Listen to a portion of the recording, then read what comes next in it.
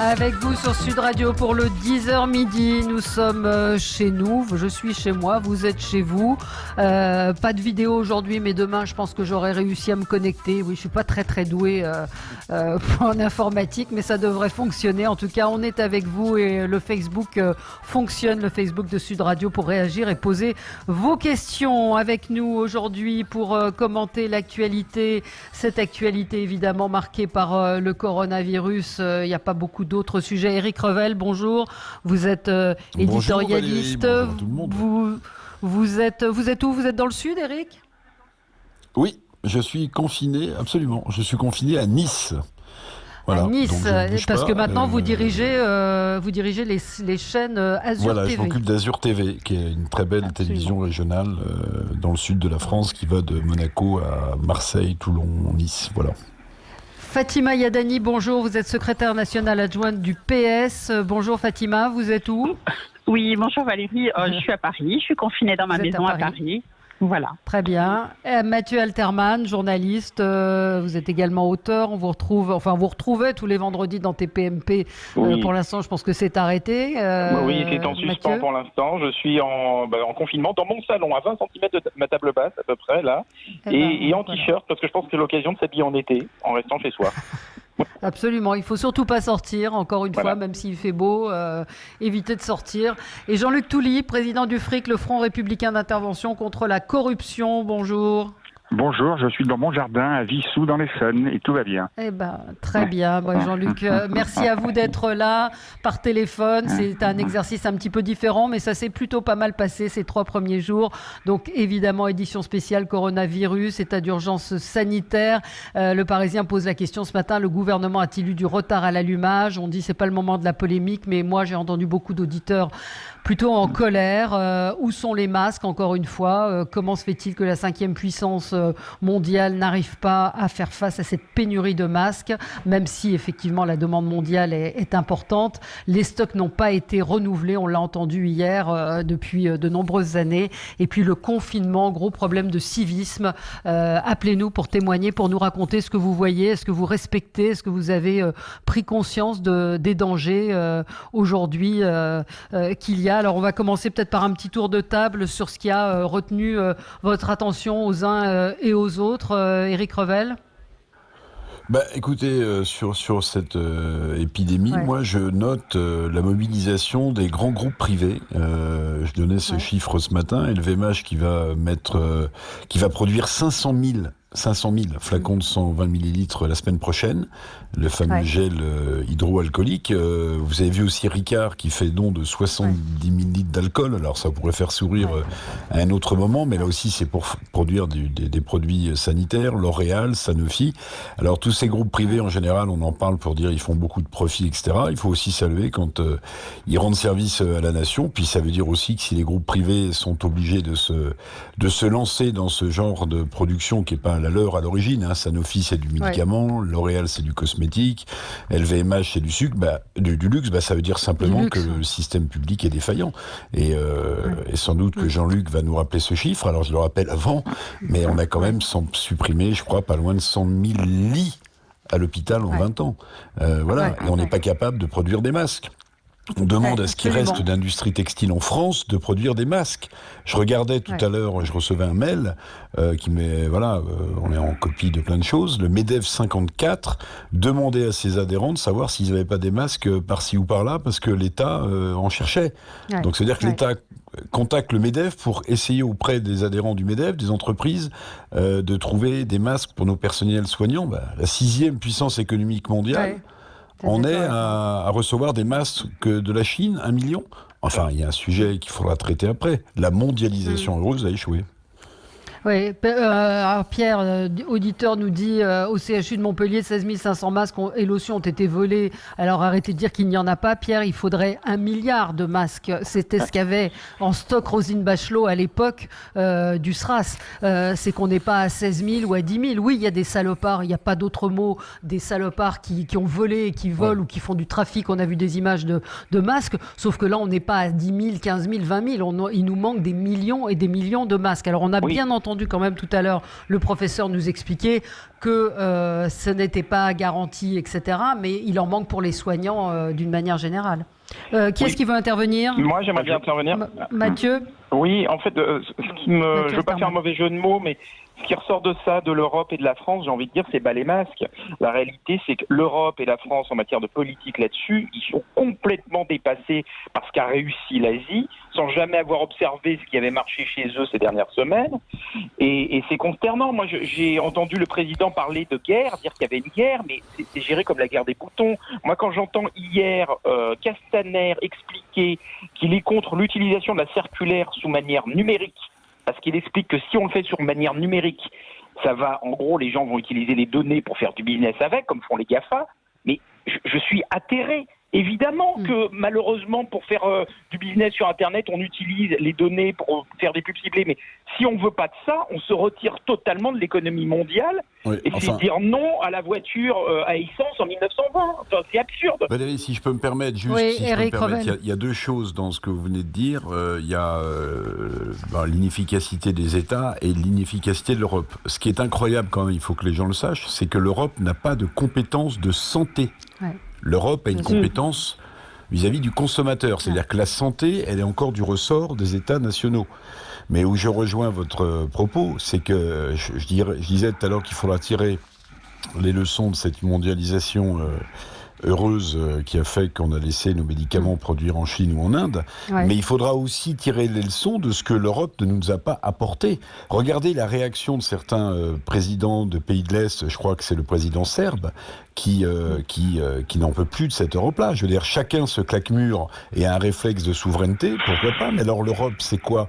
L'Europe, c'est rien. L'Europe n'est venue au secours de personne, d'aucune défaillance. Donc, ce sujet-là, il faudra l'aborder. Mais souvenez-vous d'une chose, c'est que l'Europe est capable d'empêcher des entreprises de se rapprocher au nom de la concurrence et du profit, mais n'a aucune compétence de santé. Ce qui est quand même paradoxal. Les Européens doivent le savoir. Alors, l'Europe est passée à côté.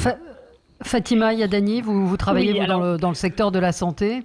Oui, tout à fait. En fait, je voudrais d'abord saluer tout le travail qui est fait notamment par les collectivités et tous les agents du service public qui permettent en fait la continuité d'abord du service public, les soignants, bien sûr, l'éducation nationale.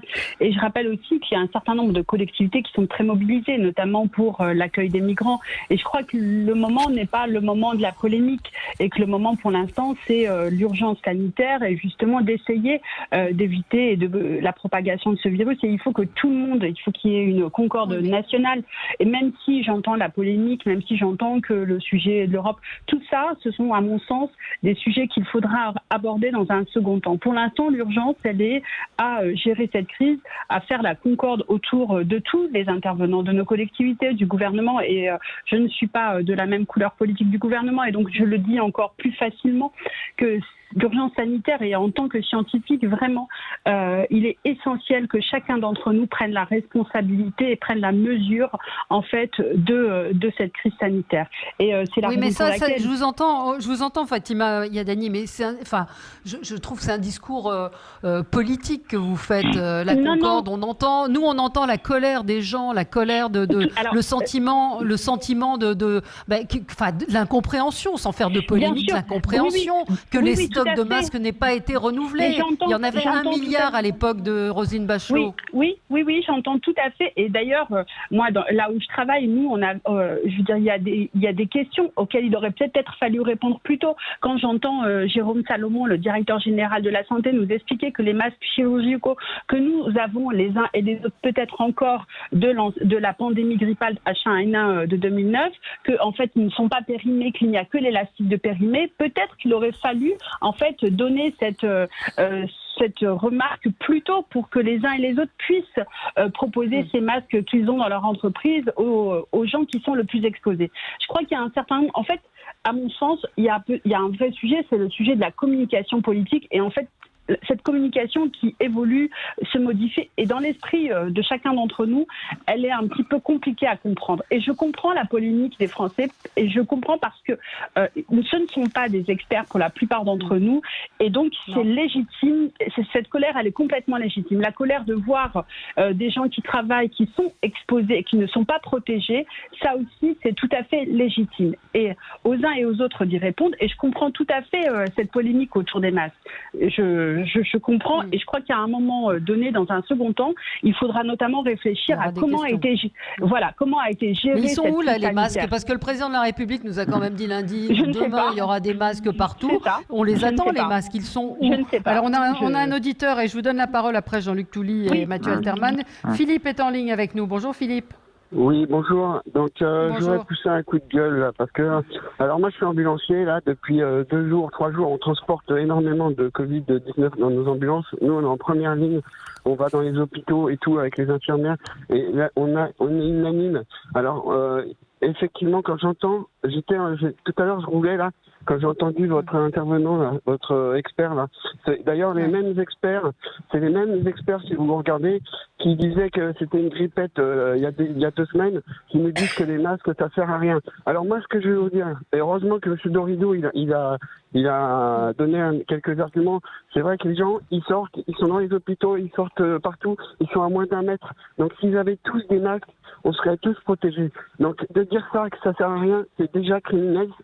Pour moi, c'est déjà, c'est des gens qui sont politiques. Ils essayent de couvrir le gouvernement parce qu'il n'y a pas de masque avec des arguments médicaux qui sont complètement fallacieux. La preuve de ce que j'avance, c'est que les meilleurs élèves de la planète, ce sont les Coréens. Les Coréens, qu'est-ce qu'ils ont fait? Ils ont mis des masques à tout le monde. Ils ont testé tout le monde. Ils ont testé 1/4 de million de personnes. Ils ont mis des masques à tout le monde. Résultat, ils n'ont même pas eu besoin de confiner. Donc, c'est se foutre de la gueule du monde. Et je veux dire, il y a des experts qui les contredisent, des professeurs infectiologues qui disent qu'il faut les masques et d'autres qui disent qu'il ne faut pas les masques. Moi, à mon avis, je vais vous dire ce que je pense, c'est que les gens qui disent qu'il ne faut pas les masques, ce sont pas des infectiologues, ce ne sont pas des experts médicaux, ce sont des politicards. Ils font de la politique. Non. Voilà, c'est ce que je pense. Alors, et nous, mais vous avez un masque, vous avez dû. Mais moi, parce que je suis intervenu il y a 3 semaines chez vous. J'avais déjà averti qu'on allait vers une catastrophe. Moi, j'ai fait un petit stock de masques de 1 semaine, c'est-à-dire j'ai 7 FFP2. Je vis sur mes stocks actuellement et j'attends avec impatience. Il me reste plus que 2 FFP2, il me reste plus que 2 jours de travail. Donc, et j'attends que je me dissuade quand même. Personne, en tout cas de votre employeur, ne vous a donné de quoi vous protéger. On a des masques dans des kits, mais on en a plus, quoi. On a eu tellement de Covid-19 à transporter. Et c'est pareil aussi, il y a une chose que personne ne parle et qu'un expert chinois a dit. Il a dit, ne faites pas la même erreur que nous. On n'a pas protégé nos soignants, on n'a pas protégé nos intervenants, nos ambulanciers des yeux. Parce que c'est bien beau les masques, mais les yeux, il suffit qu'un postillon rentre dans votre œil et vous êtes contaminé. Il faudrait que les gens portent leurs lunettes, ceux qui ont des lunettes, ceux qui n'ont pas de lunettes, il faut qu'ils portent leurs lunettes de soleil. Il faut vraiment, mais c'est pour ça, il y a toute une pédagogie et surtout il faut qu'ils arrêtent de dire que les masques ça ne sert à rien. Ça affole les gens, ils savent que c'est pas vrai. C'est ça, c'est que c'est l'inverse, c'est qu'on nous dit que les masques vont affoler les gens et que c'est anxiogène, mais c'est l'inverse qui est en train de se passer. Mais là où je vous rejoins, et effectivement, ce qu'il faut dire, c'est qu'il faut des lunettes aussi parce que oui. Alors, Fatima, merci Philippe de votre témoignage. Je peux juste Est-ce que je peux intervenir parce que je n'ai pas eu l'occasion. Donc moi, je vais rentrer dans la polémique parce que la concorde, évidemment, on est tous pour la concorde et la solidarité, mais il ne faut pas se foutre du monde. Ces problèmes-là, la droite et la gauche ont une énorme responsabilité puisque le nombre de lits, des maternités, des hôpitaux qui ont fermé, etc. Et donc, effectivement, les Gilets jaunes l'avaient déjà remarqué, manque de services publics de proximité, notamment dans les zones rurales, mais même dans les grandes villes. Donc, tout ça, il y a des responsabilités, il y a des comptes à rendre. Et quand j'ai entendu un certain nombre de médecins, de chefs d'urgentistes, qui poussent des coups de gueule en disant l'histoire des masques, c'est révélateur, c'est vraiment invraisemblable aujourd'hui. Donc tout ça fait qu'il y a des responsabilités qu'il faudra après, bien évidemment. Mais ça c'est ce qu'on vient de dire, c'est ce qu'on a dit. Oui. Mais franchement, ça fait des années qu'on dit que les services publics sont fragilisés par la réduction des effectifs, la réduction des moyens. Mais bon, ça, une fois que c'est dit, Jean-Luc Touly, là, aujourd'hui, on est dans la merde, il n'y a pas d'autre mot. Donc, il faut avancer. On est dans la merde. Oui, mais enfin, Voilà. Alors, Fatima, vous allez intervenir. On est obligé de marquer une petite pause, mais restez avec nous. Vous aurez tous la parole. 0826 300 300, le Facebook également pour nous laisser des messages, poser des questions. À tout de suite. Avec vous sur Sud Radio jusqu'à midi, vous retrouverez ensuite André Berkoff, alors Fatima Yadani et puis après Mathieu Alterman. Qu'est-ce que vous vouliez réagir à ce que disait l'ambulancier ? Oui. D'abord, à ce que disait l'ambulancier, et il en va de la responsabilité de son employeur que de ne pas l'équiper et de l'exposer justement de par son métier, de l'exposer au coronavirus. Et je crois que ça, c'est essentiel. Il faut que tout le monde comprenne que les personnels soignants, que tous les gens qui sont en contact avec la population sont ceux qui sont le plus exposés, encore plus les soignants. Et là, j'entends que la personne elle soit très concernée par le fait de ne pas avoir de masque, et ça, on ne peut que le comprendre et que le soutenir. Ça, c'est la première des choses. La seconde, je reviens sur ce qu'a dit le dernier intervenant sur la défense des services publics. Il ne faut pas mettre tout le monde au même niveau. Nous, parti de gauche, et je parle pour le parti que je représente ici, on est sur la défense des services publics. On a manifesté, on a proposé un certain nombre de choses sur notamment l'hôpital public, et je crois qu'il faut replacer le contexte dans son ensemble. Ça fait un certain temps, et nous avons toujours été sur la défense des services publics, et donc il ne faut pas venir aujourd'hui... En parole, oui. Pas dans les oui, mais il est vrai que de là où vous parlez, je ne suis pas sûre qu'on vous ait beaucoup vu sur une manière concrète de défendre. En ce qui nous concerne, pardon, oui, là vous faites de la politique, Fatima, je veux dire, vous ne pouvez pas dire que... Alors attendez, on va... Non mais je ne veux pas lancer le débat sur une polémique politique. Ce que je veux dire, c'est que... c'est ce que vous faites. Vous dites, nous, on a bien fait. Non, mais on n'a pas bien fait. On a fait mieux que les autres. Les Français en ont marre de la politique politicienne. Non, mais bon... Oui. Alors allez-y Mathieu Alterman. Oui, parce que là, Sud Radio, c'est parler vrai, donc on va dire la vérité. Je vais vous donner quelques chiffres. En France, on a 4 morts par million d'habitants. En Italie, on en a 40. En Espagne, on a 15 morts par million d'habitants. Je vais vous donner les chiffres en Asie. Taïwan, 0,05 morts par million d'habitants. Corée du Sud, 1,5 morts par million d'habitants.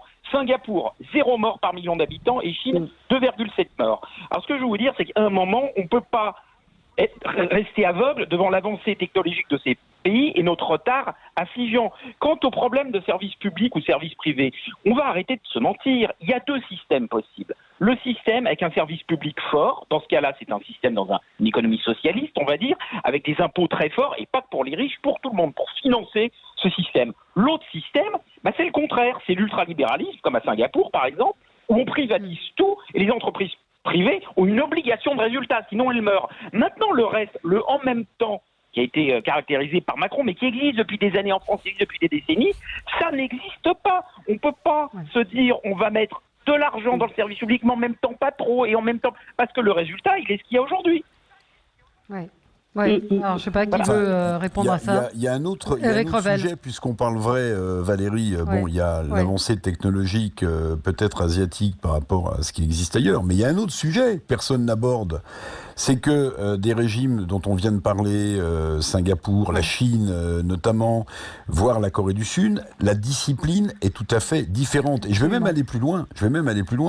C'est que dans un régime autoritaire comme l'est le régime chinois, parce qu'il est officiellement communiste, mais il n'y a pas plus capitaliste que le régime chinois, dans un régime où les gens sont extrêmement contrôlés et donc extrêmement disciplinés, il faut reconnaître que c'est plus facile de contenir une épidémie que dans des régimes. C'est difficile de je ne fais pas comparer, du tout, évidemment, vous l'avez compris, je lance un débat, je ne fais pas du tout la propagande d'un régime totalitaire.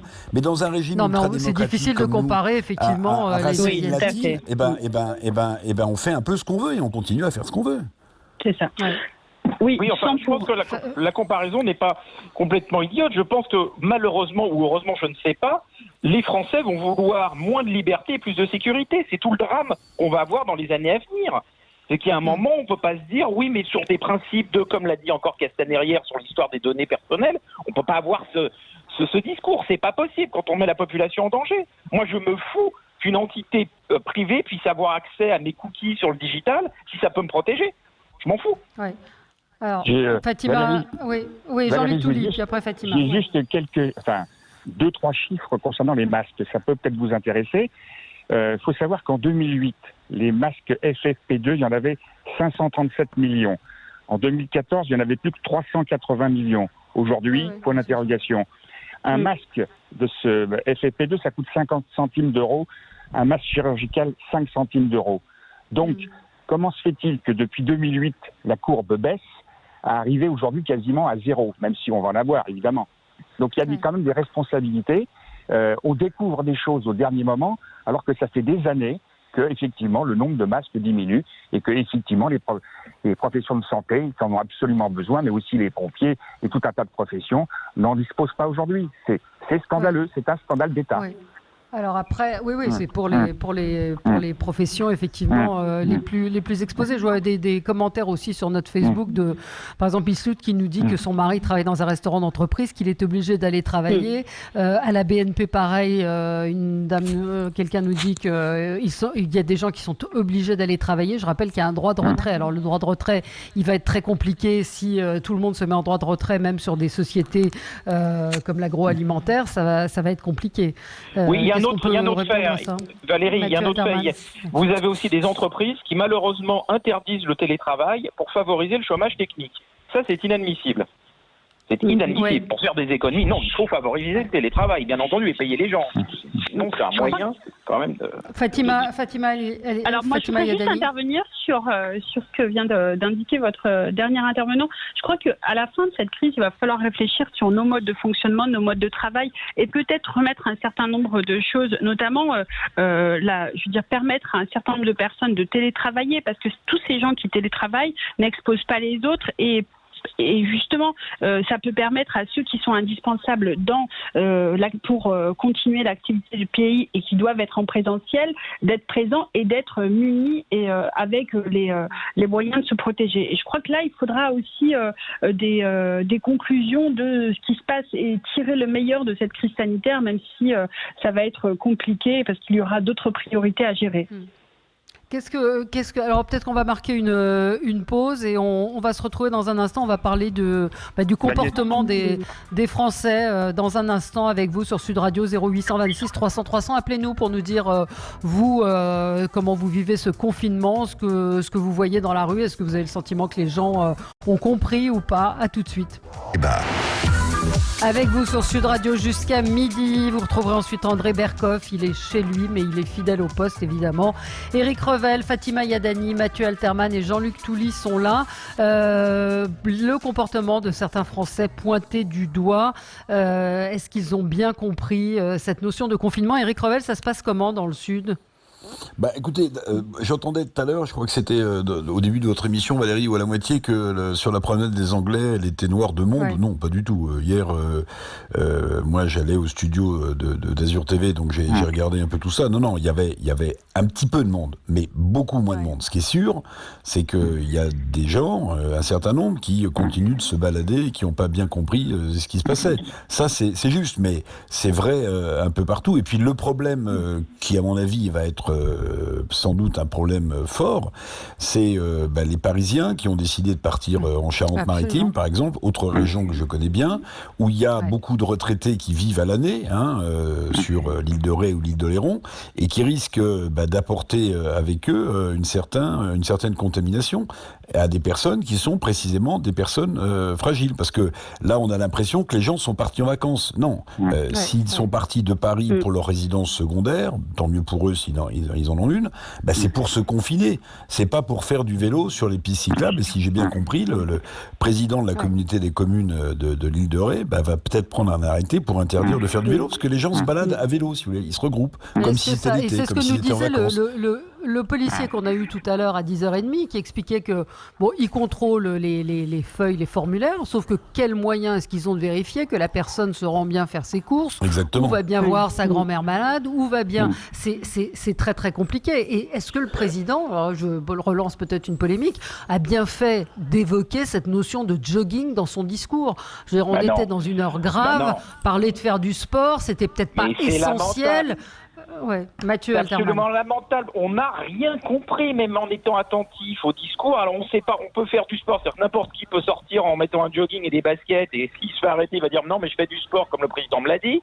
On peut se promener avec un sac de pâtes en disant mais non je fais mes courses toute la journée. C'est un manque de précision incroyable. Mais alors là où je ne suis pas d'accord avec ce que vient de dire Jean-Luc, c'est que je pense pas qu'il y ait des gens qui ne sont pas au courant. Je pense qu'il y a des gens qui s'en foutent. C'est le drame. Vous avez quand même aujourd'hui, toujours à Paris aujourd'hui, des marchés. On peut faire des courses, des marchés ouverts qui n'ont pas été interdits par les municipalités. C'est incroyable. Oui, c'est juste. On peut pas dire qu'il y a plein de monde sur les marchés si on n'interdit pas les marchés. Voilà, il faut les interdire. Mais tout à fait. Moi, alors, je voudrais juste... Fatima, Merci beaucoup. Je voudrais juste intervenir sur le comportement des Français. On ne peut pas demander aux Français d'avoir un certain type de comportement quand en fait les politiques, et là je reviens sur quelque chose d'essentiel, c'est qu'il y a quand même eu un petit couac au début de cette communication. On vous explique la veille des élections que vous pouvez pas, les écoles vont être fermées, que tout va être fermé et permettre de voter. Puis ensuite le lundi on vous dit ça y est on est en confinement total, mais vous pouvez quand même aller faire votre jogging. Il faut que vraiment il y ait une communication qui explique qu'il ne faut pas, qu'il y a une distance de sécurité, une distance à avoir entre les uns et les autres. Je crois qu'il y a un moment, il ne faut pas tout mettre sur le dos des Français et il faut aussi qu'il y ait un vrai discours. On ne peut pas leur dire de ne pas aller faire leurs courses tout en laissant les marchés ouverts. Oui, mais attendez, moi je vais vous poser une question. Mais il faut bien faire ses courses aussi. Vous avez un engagement politique, je vais vous poser une question très simple. Je vais poser une question très simple. Alors attendez, Eric, et puis après Jean-Luc. C'est pas la peur de l'amende du PV ou le fait d'avoir un papier qui va empêcher les Français de continuer, malheureusement, pour un certain nombre d'entre eux. Oui, mais fermer les marchés. Est-ce qu'il faut fermer les marchés ? Non, mais attendez. Juste, Valérie, moi, je voudrais juste vous poser une question. Si les Français ne font pas preuve suffisamment de civisme, parce qu'en fait, c'est ça qui est incontournable. C'est pas le fait que vous allez avoir 135 € d'amende, ou c'est pas le fait qu'il y a des petits rigolos qui vont continuer à faire leurs courses en faisant leur jogging. Malheureusement, on va pas pouvoir les empêcher. S'il n'y a pas le civisme, je vous pose une question. Est-ce que vous seriez pour que le président de la République active l'article 16 de la Constitution qui lui donne les pleins pouvoirs sur une durée limitée? Parce qu'au bout d'un moment, si le coronavirus continue de se propager, on ne sera plus là en train de rire. On sera plus en train de rire. Il faudra imposer un confinement strict, absolument strict. C'est ça la question. Est-ce que vous êtes prêts à aller jusque-là? Juste pour détendre à Nice la promenade des Anglais, est-ce que l'attitude de Boris Johnson n'incite pas justement quel que n'y soit? Bon, là c'était du mauvais humour. Plus sérieusement, j'étais au bureau de vote, moi, dimanche, toute la journée, pendant 12 heures, avec des centaines de personnes. Est-ce que vous pensez que c'était raisonnable? Est-ce que vous pensez que, vu la participation extrêmement faible, est-ce que vous pensez que c'est raisonnable maintenant de proposer quelque chose, un deuxième tour, entre guillemets, d'ici la fin du mois de juin, alors qu'il faudrait probablement plutôt aller vers la fin septembre? On verra. Je pense que chaque chose, ça a été dit aussi en disant on verra en juin ce qui s'est passé. J'aimerais intervenir. Bon, sur les municipales, dans le fond, c'est un faux problème. 90% des municipalités, les maires ont été élus au premier tour largement. La vérité, c'est ça, et personne n'en parle d'ailleurs. Et que les bureaux de vote étaient extrêmement plutôt organisés dans la majorité des cas, et beaucoup plus sécures que les supermarchés. Évidemment, et il ne faut pas se focaliser sur les grandes villes. C'est une minorité les grandes villes dans les municipales. Bon. L'autre problème, c'est que je ne voudrais pas qu'on mette d'un côté la population et de l'autre les politiques. C'est pas vrai. Les politiques sont à l'image de ce que sont les Français. Il y a un vrai problème de rapport au réel dans notre pays, et qui n'est pas récent. Rappelez-vous de Tchernobyl. Tchernobyl, c'était non, mais de toute façon, le nuage va s'arrêter juste avant Grenoble. Il n'y a pas de problème. Et on peut même remonter ça à 1939, où la France était convaincue d'avoir la ligne Maginot infranchissable, un truc. On a cette attitude dont le monde entier se moque, d'arrogance permanente et ce refus du rapport au réel. Vous voyez, c'est pas que les politiciens d'un côté et les Français de l'autre, c'est l'ensemble des deux. Ce qui fait qu'aujourd'hui, vous avez des gens qui se promènent dans les rues, des jeunes qui disent « on va pas nous embêter, de toute façon on risque rien ». Et ça continuera tant qu'on n'arrêtera pas les gens avec un confinement sévère.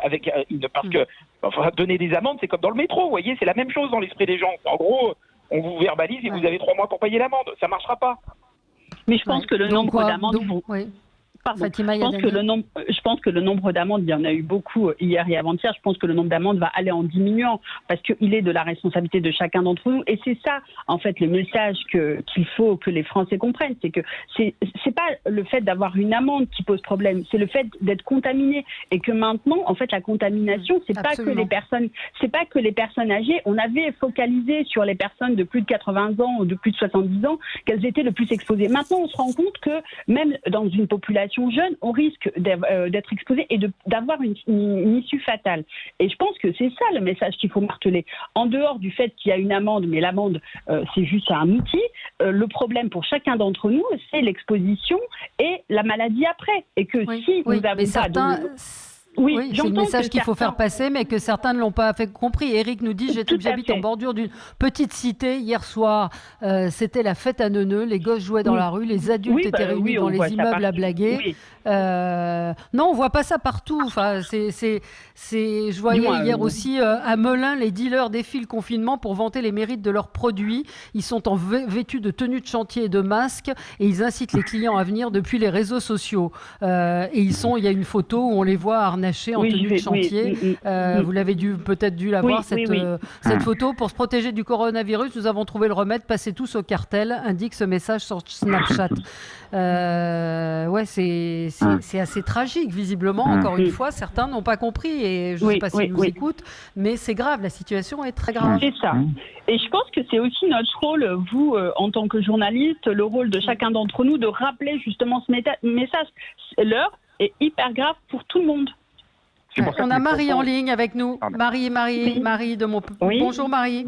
Oui, bonjour. On vous écoute. Alors, j'entends tout ce qui se dit. Moi, j'ai appelé tout à l'heure le standard et simplement pour un cri d'alarme. Et je vais être sur un principe de réalité, sur du factuel. Et je vous remercie de relayer ce message. Voilà, concrètement, je fais partie de ces personnes qui sont confinées depuis avant le confinement, puisque je souffre d'une pneumopathie. Donc, je suis chez moi depuis le 12 mars. Quand mon médecin m'a dit vous devez rester chez vous, j'ai bien entendu. Je suis passée faire des courses. Je suis passée au drive récupérer un petit paquet de courses. Et aujourd'hui, eh bien, je voudrais vraiment tirer la sonnette d'alarme parce qu'il y a du pillage dans les supermarchés. Voilà, ce matin, je me suis connectée pour faire des courses en ligne pour être livrée. Il n'y a aucune livraison possible avant le jeudi prochain. D'accord. Voilà. Pourquoi parce que les créneaux sont pris et parce que je crois que le supermarché est complètement débordé. Donc, il y a aujourd'hui des personnes en France qui pillent des supermarchés, que ce soit en ligne ou en allant directement se déplacer dans les supermarchés. Mais des personnes vous parlez de pillage, je pensais que vous parliez de pillage criminel. Enfin, pillage, quand je dis criminel, c'est des gens... Voilà, c'est-à-dire, oui, c'est le comportement de ces gens qui ont acheté 40 plaquettes de beurre, 200 paquets de pâtes, etc. C'est toujours la question du civisme, Valérie. C'est la question oui, c'est le civisme, vous avez raison, Marie. Donc, aujourd'hui... policier qui pourra l'empêcher, du civisme. Mais ce civisme, aujourd'hui... Marie, c'est un civisme, cette irresponsabilité nous conduit à l'inhumanité. Parce que moi, je n'ai pas eu d'autre solution que de demander à ma voisine d'aller faire mes courses. Donc, je demande à ma voisine de se mettre en danger. Parce que dans les supermarchés, on ne respecte pas les distances. Donc, ma voisine, je lui ai consciemment demandé d'aller se mettre en danger. C'est une situation inhumaine pour moi. De dire à une autre personne, va te mettre en danger à ma place parce que moi, je ne peux pas faire autrement parce que les gens ne comprennent pas qu'il faut un petit peu être sensé, raisonnable et humain. J'espère que ça va se calmer. J'espère que ça va se calmer, que les gens, une fois qu'ils vont avoir acheté leurs 3000 paquets de pâtes et 400 paquets de papier toilette, ils vont plus pouvoir faire trop de stock. Et puis, il y a beaucoup, il faut le dire, de supermarchés qui empêchent les gens de rentrer trop nombreux. Mathieu, c'est vous qui vouliez réagir ? Un retard technologique affligeant. C'est-à-dire qu'en 2020, en France, vous ne pouvez pas acheter, par exemple, plus de 4 places pour le même spectacle. Parce que sinon, on a peur que vous le vendiez au marché noir. On a réglé ce problème. Et on ne peut pas régler le problème des gens qui vont acheter 400 paquets de pâtes et 250 rouleaux de papier toilette. Enfin, on a un retard invraisemblable. Il n'est pas normal qu'on puisse pas se faire livrer. On a un retard, on peut se faire commander n'importe quoi par des applications. Je vais vous dire un truc, il y a 100 ans, pendant la grippe espagnole, on avait un système de coursier pour acheter les médicaments pour les personnes âgées. C'était il y a 100 ans, ok ? Et 100 ans plus tard, non seulement on n'a pas évolué, mais on en est même, c'est limite pire, vous voyez, avec une évolution technologique énorme de l'autre côté, sur laquelle la France n'est pas là. Il devrait y avoir encore une fois, j'en parlais tout à l'heure, Castaner et tout le gouvernement devraient encourager les startups qui montent des applications numériques pour aider les gens, faire livrer le maximum de choses et pas dire oui, mais ils vont fouiller vos données. Enfin, c'est pas possible. Le problème, c'est que la confiance, elle a été, à mon avis, bien entamée, notamment par les derniers propos d'Agnès Buzyn, parce que si on la croit, je ne sais pas si c'est vrai ou pas vrai, mais si on la croit, c'est extrêmement grave. Donc comment déjà les politiques sont pas tellement reconnus, et qu'en plus, au sommet de l'État, il y a quelqu'un, ministre de la Santé, qui vous dit ce qu'elle a dit dans le monde, ça fait quand même froid dans le dos. Oui, mais je vais vous dire un truc. Mathieu Alterman. J'ai pu lire un texto du président de la République envoyé avec quelqu'un avec qui je travaille dans une émission télé, un texto envoyé le vendredi soir, c'est-à-dire le lendemain de son allocution du jeudi soir. Et il lui dit c'est très grave, ça va être la guerre, on ne peut pas dire publiquement ce qui va se passer, mais c'est très très grave. Donc il le savait. Tout le monde le sait. Buzyn dit la vérité. On a voulu encore une fois mentir en disant bon, au pire, on va sauver l'économie pendant 15 jours. Enfin, c'est comme quand on annonce un confinement de 15 jours. On sait bien que le confinement ne va pas durer 15 jours, il va durer minimum un mois. Donc il ne fallait pas organiser les élections, le premier tour des élections municipales. Mais je crois qu'il y a une commission, pardon de vous interrompre, je crois qu'il y a une commission d'enquête. Oui, je crois qu'il y a une commission d'enquête parlementaire qui a été demandée et qui en fait est renvoyée à la commission des affaires sociales à l'Assemblée nationale, et je pense elle sera de grande utilité pour comprendre en fait ce qui s'est passé. Oui, c'est la France Insoumise qui a demandé cette commission d'enquête. Il y a plusieurs partis politiques qui l'ont demandé, mais en l'occurrence, c'est la France Insoumise qui est en pointe, vous pouvez le dire.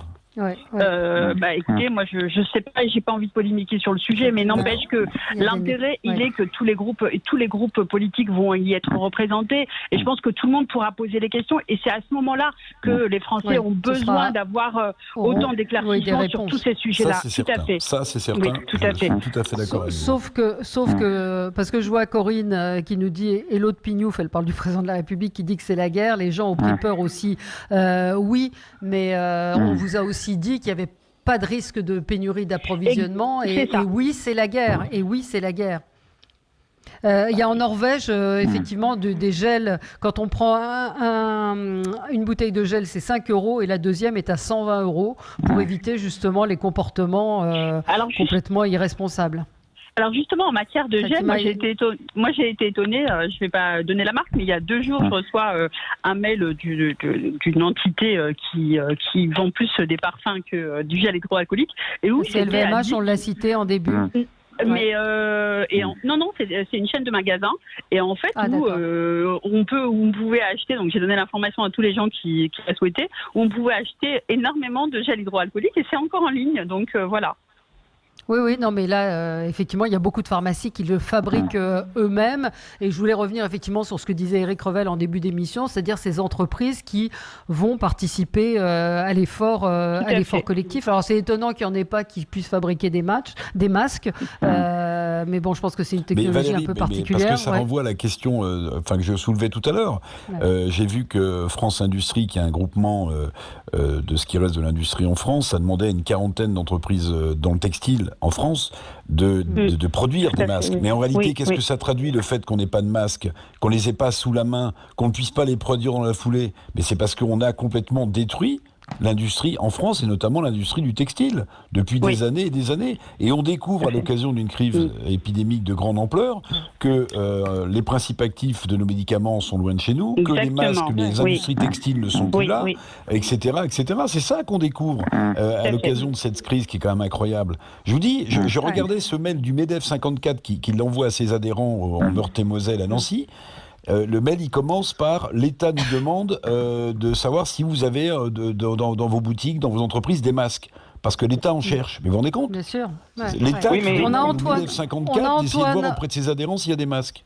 Non, mais il y a des entreprises qui sont allées porter, je sais qu'il y a des grandes entreprises qui sont allées porter elles-mêmes des masques qu'elles avaient pour leur société et qui les ont, quand les gens sont en télétravail, et les ont portés, mais c'est aux soignants, mais ce ne sera pas suffisant. Antoine est en ligne et voulait réagir. Bonjour Antoine. Bonjour à tout le monde, bonjour à Adrien Quatennens. Juste pour lui dire que j'avais croisé une fois Jean-Luc Mélenchon dans le Nord, c'est-à-dire moi je suis en Midi-Pyrénées, je suis à Calais, mais j'avais croisé boulevard Sopal, donc bonjour monsieur Quatennens. Mais il n'est pas là, monsieur Quatennens, vous vous trompez. Il est passé avant. Il était là ce matin, je crois. C'est pas grave. Ce matin, oui. Mais c'est pas grave. D'accord. Mais moi, je tenais à dire qu'il faut pas trop se prendre la tête parce que c'est vrai que c'est un imbroglio tout ça et c'est vrai que ça peut foutre les boules comme ça peut on peut relativiser à fond. C'est-à-dire, moi, ce qui me chagrine le plus, c'est les élections municipales qui ont eu lieu dimanche dernier et puis finalement on nous laisse croire que le prochain tour sera peut-être le 21 juin, mais ça c'est hyper relatif, j'y crois absolument pas, quoi. Tout à fait. Ouais.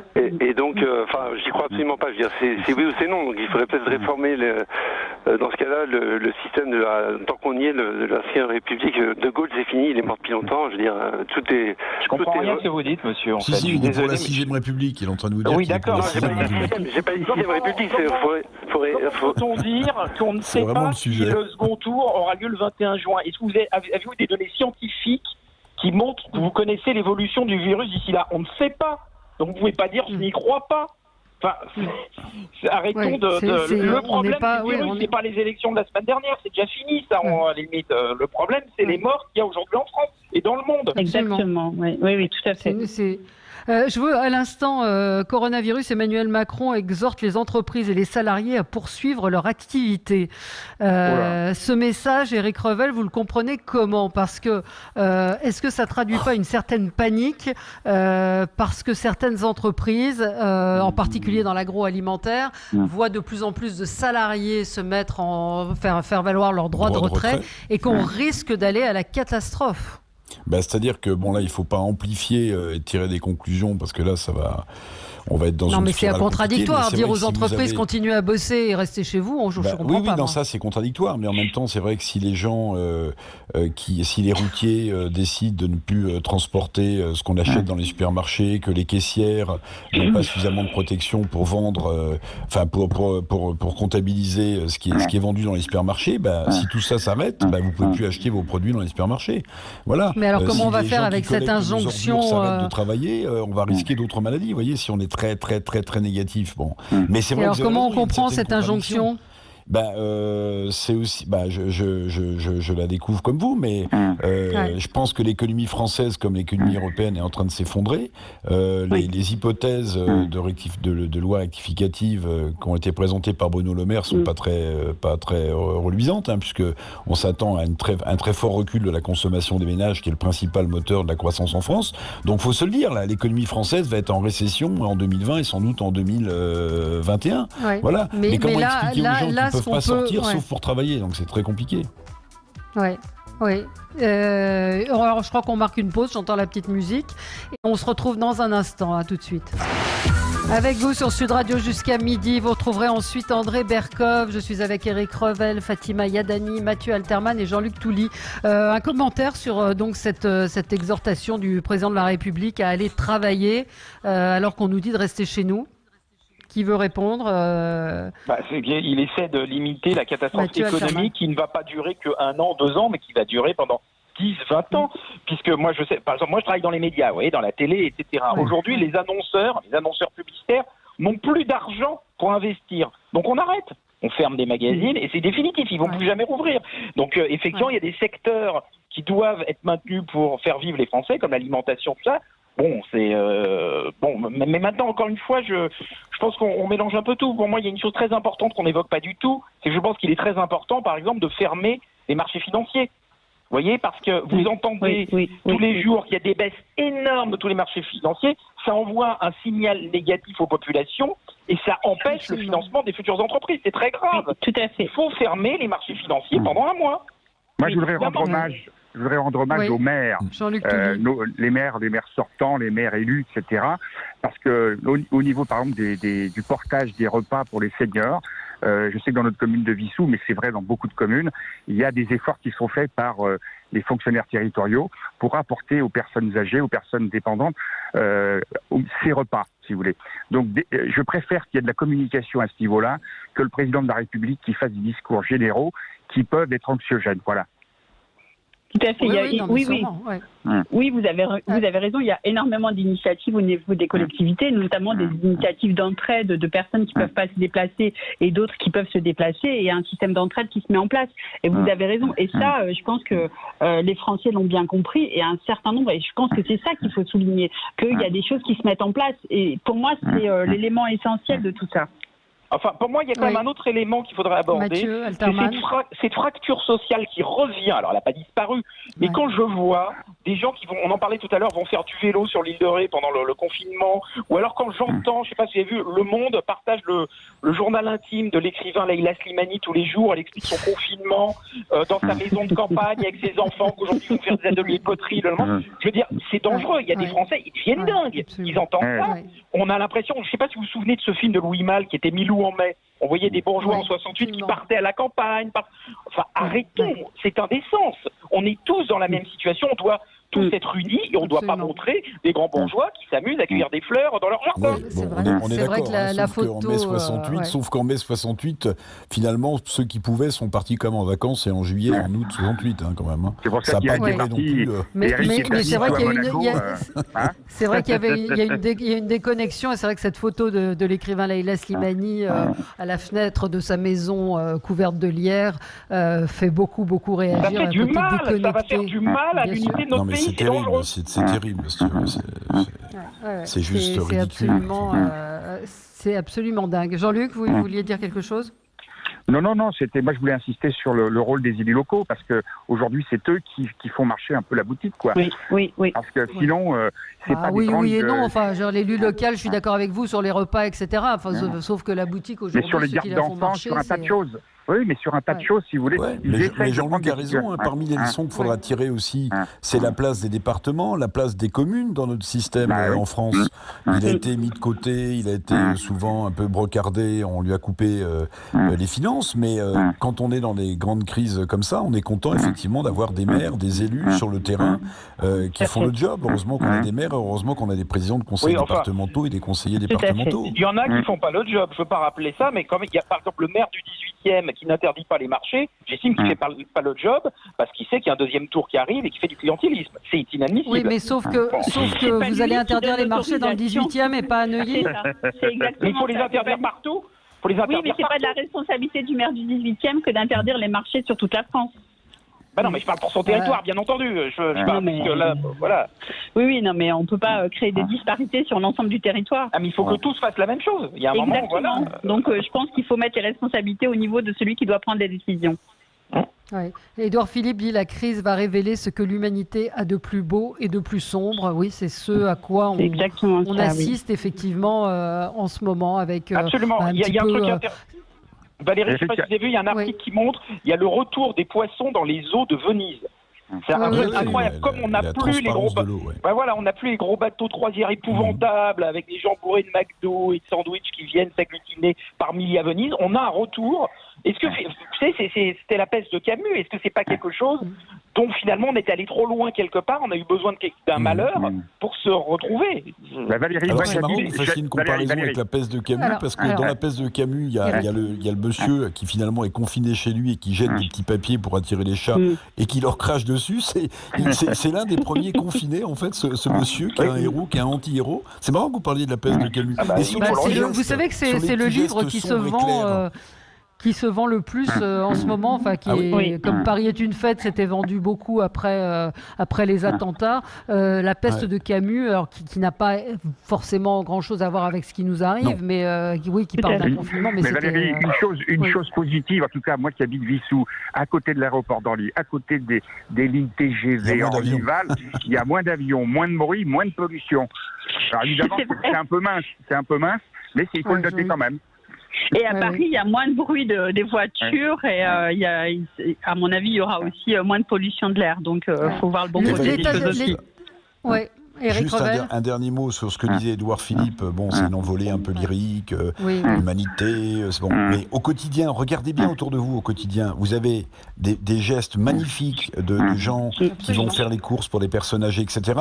Et puis vous avez aussi au quotidien cette part sombre des êtres qui refait surface. L'autre fois, je faisais la queue avec 1,50 m de distance pour aller faire mes courses. J'ai vu un type qui s'est mis un masque, genre un peu, vous voyez, en difficulté. Il a doublé tout le monde, il s'est redressé, il est rentré dans le magasin, il a grugé tout le monde. Vous voyez, même ça, c'est agaçant. C'est aussi une petite part sombre au quotidien des gens. Qu'est-ce qu'il avait besoin de gruger pour acheter ces 2 paquets de pâtes? Rien du tout. Vous voyez, moi, ça m'énerve.